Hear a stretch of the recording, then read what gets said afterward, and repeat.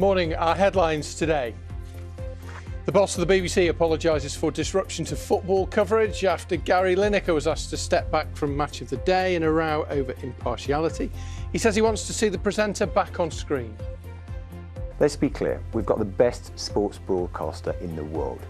We want to make sure that he can come back on air. We work together to make that happen. Reforms to welfare and changes to childcare payments. The Chancellor promises a back-to-work budget. Labour accuses the government of following its lead. And the Oscars are almost here. I would say I was live from the red carpet, except for the first time in history, it's not red. Officially, it's champagne. To me, it looks beige.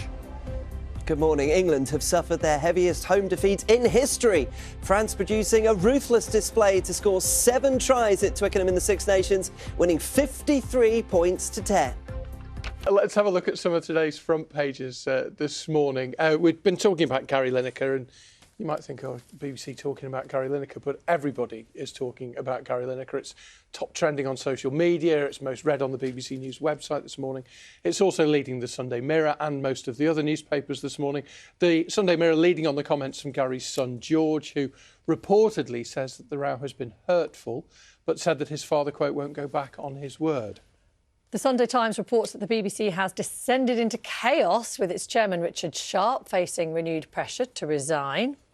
The Sunday Telegraph leads on the comments made by the BBC Director General, which we've already heard on this programme, that he would absolutely not be resigning, but he admitted that this has been a tough time for the BBC.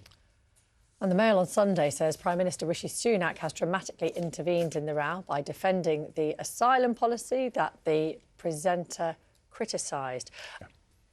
We'll have a quick look inside, shall we? There's a couple of stories that we've picked out. This is in the Observer. I haven't really had a chance to do much of a read of it, but it's talking about a fifth of students may quit at top universities because of the cost of living. Obviously, the cost of living is a problem for everybody, or for most people, but for students living on a really tight budget anyway, the cost of living is obviously an issue. Dr. Tim Bradshaw, he's from the Russell Group, he's their chief executive. He said that the findings of this survey are worrying.